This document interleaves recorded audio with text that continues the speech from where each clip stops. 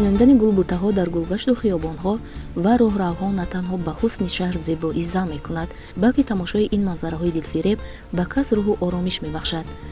имрӯз дар ҳар як гӯшаю канори мамлакат хоҷагиҳои гулпарварӣ бунёд гардидааст, ки бо заҳматҳои шабонарӯзии кормандони гулхонаҳо, гулгашту хиёбон ва марказҳои фарҳангию фароғатӣ ва инчунин атрофи муассисаю коргоҳҳо хеле назаррабо гардидаанд. дар мавриди парвариши гулҳо саҳми гармхонаҳои махсус гардонидашуда назаррас мебошад. дар гулхонаи ноҳияи шоҳмансури шаҳри душанбе зиёда аз 300 навъи гулубутаҳои ороишӣ ва дарахтони ороишӣ барои парвариш тавсия шудааст, ки имрӯз мутахассисони соҳавӣ дар масоҳати зиёда аз 10 сотиқ навъи гулҳои гуногунро парвариш менамоянд. дар давоми соли 2025 шинонидани гулҳои мавсимӣ зиёда аз 1 миллиону 400 ҳазор адад ва шинонидани гулҳои садбарг зиёда аз 33 ҳазор ададро ташкил медиҳад.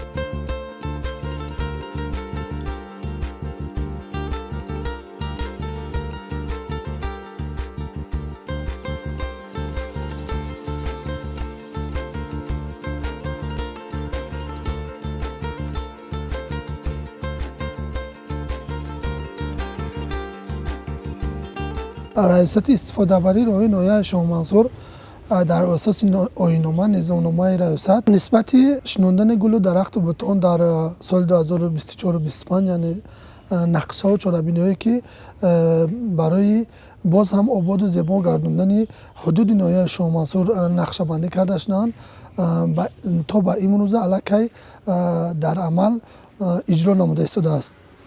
нагуфта намонад, ки дар тавозуни раёсати истифодабарии роҳи ноҳияи Шоҳмансур 3 адад гармхонаҳо қарор доранд ва инчунин яке аз самтҳои асосии раёсати истифодабарии роҳи ноҳияи Шоҳмансур ин самти гулпарварӣ дар назар дорад, ки дар ин самт зиёда аз 70-80 нафар занону мардон ҳамарӯза кору фаъолият мекунанд. нисбати нақшҳое ки дар соли 2025 раёсат нақшабандӣ карда шудааст, ки барои шинондани гулҳои мавсимӣ дар давоми соли 2025 зиёда аз 1 миллиону 400 ҳазор адад аллакай раёсат нақшабандӣ карда шудааст ва инчунин шинондани гулҳои бисёрсола, аз он ҷумла гулҳои садбарг, ки дар соли 2025 раёсат аз рӯи нақшаи тартибдодаи худ 33 ҳазор ададро ташкил медиҳад.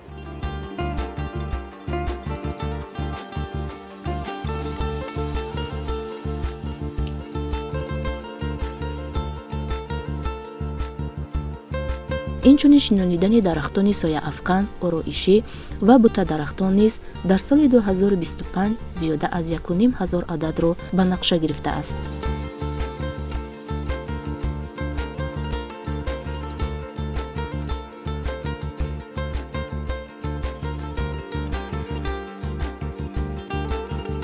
нисбати шинондани дарахтони ороишӣ, сояафкан ва инчунин бутадарахтон бошад, ки раёсат дар соли 2025 зиёда аз 1.5 ҳазор адад дарахтонро нақшабандӣ карда шудааст ва ин нисбат ба шинондани майъсазоркунӣ дар ҳудуди ноҳия, ки раёсат дар соли 2025 8000 метр квадратиро дар нақшаи худ ҷой додааст. тамоми нақшаву чорнабиниҳое ки раёсат дар соли 2025 нақшабандӣ карда шудааст, амали он то ба имрӯза аллакай гулҳои мавсимӣ, яъне айни замон ки шинондани гулҳои зимистона дар назар аст, то ба имрӯз раёсат зиёда аз 231 ҳазор адад аллакай гулҳои мавсимӣ дар кӯчаву хиёбонҳои ноҳия шинонда шуд. ва барои пешвозгирии ҷашни иди баҳор, яъне ҷашни иди наврӯз, раёсат аз рӯи нақшаи тартибдодаи худ, ки шинондани гулҳои пиёзаки лола 450 ҳазор адад нақшабандӣ карда шуда буд, айни замон 370 ҳазор адад гулҳои пиёзаки лола дар кӯчаву хиёбонҳо, яъне кӯчаҳои протоколии ноҳияи Шоҳмансур, аз он ҷумла кӯчаи Аҳмад Дониш, Айнӣ ва хиёбони Рӯдакӣ ба пуррагӣ аллакай гулҳои пиёзаки лоларо шинонда шуд ва он ҳам то ба иди наврӯз, то ба фасли баҳор амал карда зебогии шаҳри Душанберо ташкил медиҳад.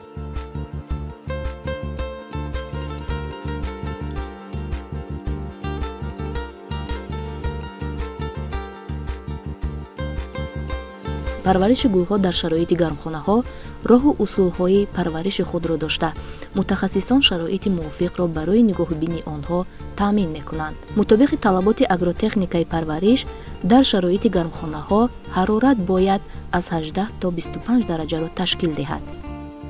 нисбати шинондани дарахтоне ки дар кӯчаву хиёбонҳо аз рӯи нақшаи тартиб додаи раёсат ва инчунин аз рӯи нақшаи ҳукумати шаҳри душанбе ки нақшабандӣ карда шудааст, дар соли 24-25 1000 адад бояд дарахтони ороиши сояафкан шинонда шаванд. то ба имрӯза зиёда аз 2200 адад аллакай дарахтон дар кӯча ва хиёбонҳо ва инчунин дар боғҳое ки дар супоришҳои ҳукумати шаҳр вобаста карда шудааст, аллакай 2220 дарахт дар кӯчаҳо хиёбонҳо шинонда шуд ва корҳои шинондани дарахтон айни замон идома дорад ва нисбати боз ҳам ба шакл даровардани дарахтоне ки дар ҳудуди ноҳияи шомасур қарор доранд ба шакл даровардан ё зернавдаҳошон тоза кардан ки аз рӯи нақшаҳое ки дар раёсат тартиб додааст то ба имрӯза аллакай 2150 адад дарахтони сояафкан ороишӣ аллакай ба шакл дароварда тоза намуданд.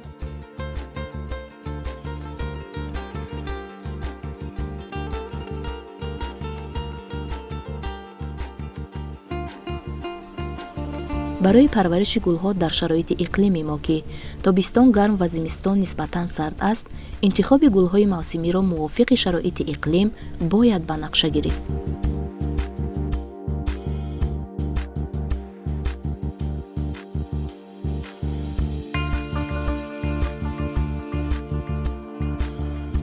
айни замон ба ҳар як фасл ба худ гулҳои махсус парвариш карда мешавад ки дар мавсими зимистон мо гулҳои капуст ва инчунин ба мавсими баҳор гулҳои тагец, виола, салви ва дигар фаслҳое ки пешомаданд ба ҳар як фасли худ раёсат гулҳои мутобиқи худро парвариш карда ба кӯчаҳо хиёбонҳо бароварда шинонда мешавад. гулҳое ки дар гармхонаҳо парвариш карда мешаванд бо як нозукӣ онро ҳамчун гавҳаре ки чашм нигоҳ дошта мешавад, ҳамарӯза таъмин намудани обу ғизову ҳар хел маҳсулотое ки ба парвариши гулҳо тааллуқ доранд ҳамарӯза нигоҳбин карда мешавад то ки онҳо як шукуфони хуб шаванд. аз ҳамарӯза додани обу ғизову мақсад нурирои минералӣ парвариш карда мешаванд. корхонада мо 4 фасл ба оид гул мешинонем. гулҳои мо бохорӣ мешавад, тобистони тирамоҳӣ, зимистони мешавад. ҳар як фасл мувофиқ гула мо мебарорем.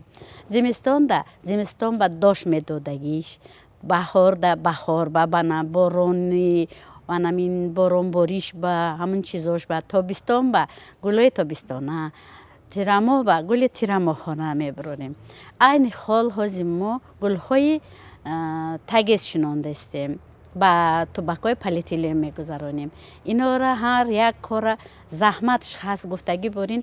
ина якум шуда тухмиша мо дар палҳо мекорем то ки ин баромадана ина нигоҳбиниш ҳастай. ҳар як кора худаш ба вобаста вазниниш ҳастай да. то ҳамин гул набарояд одам зиқ мешавӣ, о надодими нағз нигоҳ карда натонистими мегин. вақте ки баъде ки гул биромад ҳаракат мекунем ки кай калом мешидай, кай тубакҳои полиэтиленӣ ба мегузаронем. баъде ки гузаронданда ин гулҳо калом мешаванд. обаша, доруша, витаминоша ҳамаша ҷо ба ҷой додан дар кор ҳар як гула. агар нағз нигоҳ накардед гулҳотон дарров вай мешаванд, бой метан худаша. ман айни хол мо ҳозир гулҳои тагеса шинондастем, доруша, витаминша вақтиш қатӣ метем.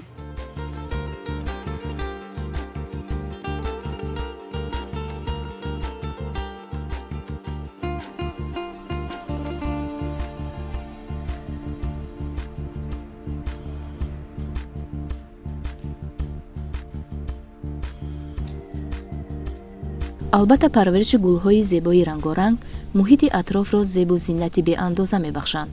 набояд фаромӯш кард ки парвариши гулҳо дар шароити гармхонаҳо аз хокҳои ғизодор ки аз нерӯҳои органикӣ иборат аст вобастагии зиёд дорад. барои хуб нашъунамо намудани гулҳо бояд дар дохили гармхонаҳо муҳитеро муҳайё сохт ки гармӣ, нармӣ ва рӯшноӣ ба андозаи талаботи معیارهای اگروتکنیکی مطابق باشد.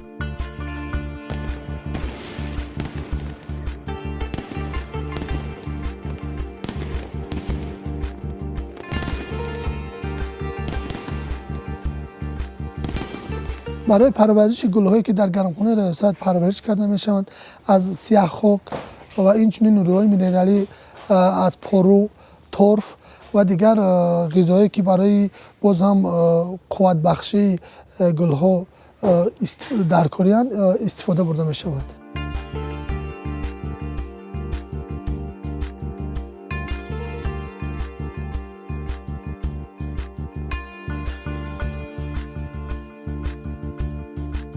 پرورش گل‌های رنگارنگ و زیبا و آرایشی از حشرات و کسلی‌ها از تخمی استانداردی وابستگی زیاد دارد. در رفت انتخاب درست تخمی گل‌ها نباید به خطا راه داد، زیرا هر یک تخم گل به شرایط اقلیم و شرایط مساعد نیاز دارد. از این تخمی‌ها را از مغازه‌های معین دسترس می‌کنند تا که کفالت صفت‌ناکی آنها معین باشد.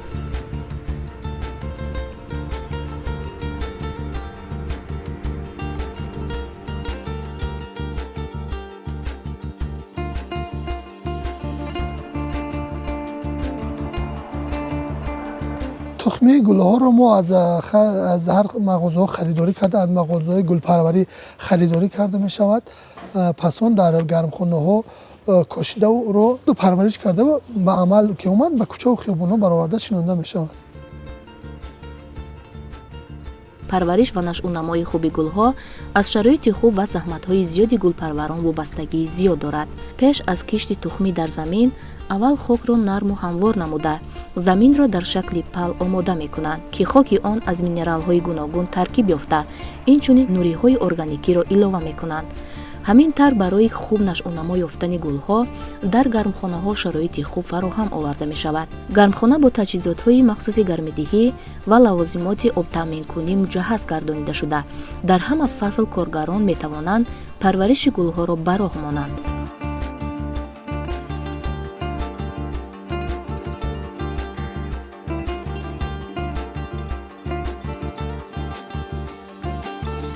نسبت پرورش گل‌هایی که در گرمخانه یعنی در پرنیک‌های گرمخانه ریاست پرورش کرده می‌شوند که آنها از تخم گل در پلایی که در گرمخانه ها قرار دارند کاشیده می‌شود. بعد از برآمدن گل‌هایی که از تخمشون عروج میکنند میبرند آنها را گرفته به توبک ها یعنی به قطعه‌های مخصوصی که در گرمخانه ها قرار دارند به توبک ها گذاشته بعداً پرورش کرده میشن تا اونایی که به عمل یعنی رشد میکنند. وقتی که یک رشد کرده به عمل اومد پس بعد از رشد کردن با کوچه و خیابان‌های حدود ناحیه شومنصور برآورده شنونده می‌شود. این خود توبکای پلیتیلین خاک پر میکنیم، او میتیم، داروش گلوش میشنونیم. با احتیاط کارانه هر یک کار نازکش هسته، سر اسرارش هسته. گل اگر که مهر ندادی گل هم خوشرو نمی شود. با مهر، با احتیاط کارانه، با زیباییش نگاه میکنیم.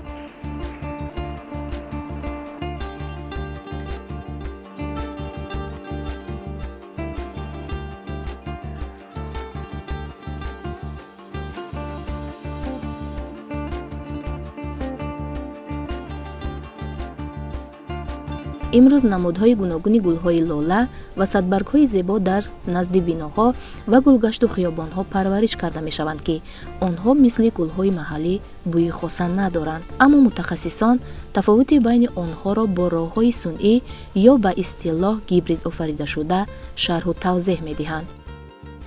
اولا در حقیقت همه گلای صدبرگ که ممکنه بو داشتند حاضر از سببه که مثال از دیگر خارجا واردات میکنیم مثلا از ازبکستان میاریم از دیگه در تو میاریم از سببه که مقصد گیبرید میکنن شونه بعد هر خیلی گل میشوند مثال صورتشون دیگه میشه سویتشون دیگه میشود برای هر خیلی سرخ میشوند گلابی میشوند زرد میشوند ایسای گیبریدشون بوی خود رو گم میکنن از محلی فرق میکنن.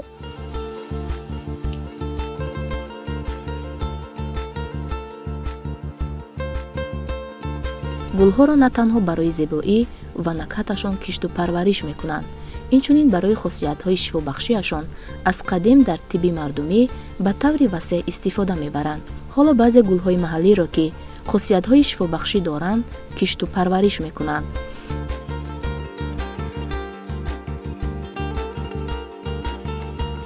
гулҳое ки парвариш карда мешаванду мисол агар сабзкорӣ карда мешаванд, ба инсон бисёр як фоидаи хуб мебахшад.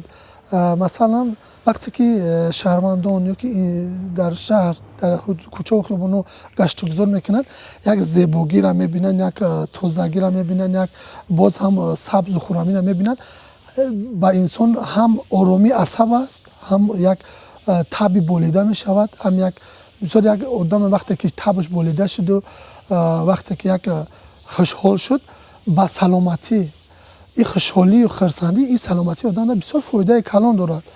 вақте ки одам табаш болида шуду як рӯҳаш болида шуд, асабаш ором мешавад, як саломатиш хуб мешавад. бисёр инсонда ҳамин тозаву озодагию боз ҳам як сабзкорию гулшинонӣ бисёр одама рӯҳша болида мегардонад, як асабша ором мекунад.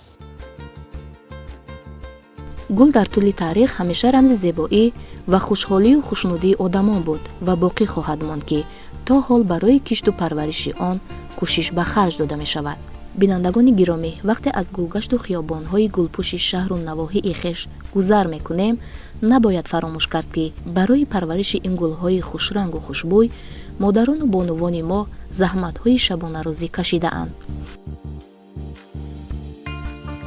дар ҳамин корхона кор карданамда беҳад хурсандам. дар ҳамин корхона бисёр фаъолиятҳо ман вай кардам. ҳамин ҷумҳурии тоҷикистонда беҳад миннатдорам. дигар давлатҳо ба нигоҳ карданда давлати мо бехат осоиштае, бехат озодае. мана нисби шавам бирои озод мебигардӣ. мана гулҳои моро дар кӯчаҳо мебинем, шинондагиша бо худамо хурсанд мешем.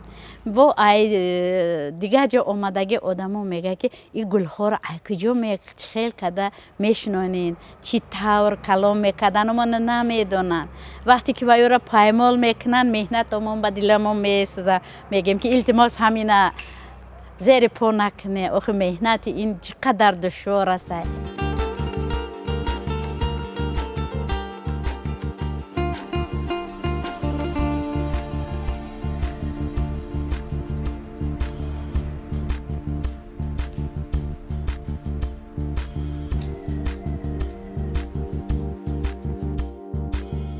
заҳматҳои онҳоро бояд қадр кард ва ба қадри ҳар гулу гиёҳи диёр бояд расид ки ин аз маърифати баланди шаҳрдориву шаҳрнишинии ҳар яки мо дарак медиҳад.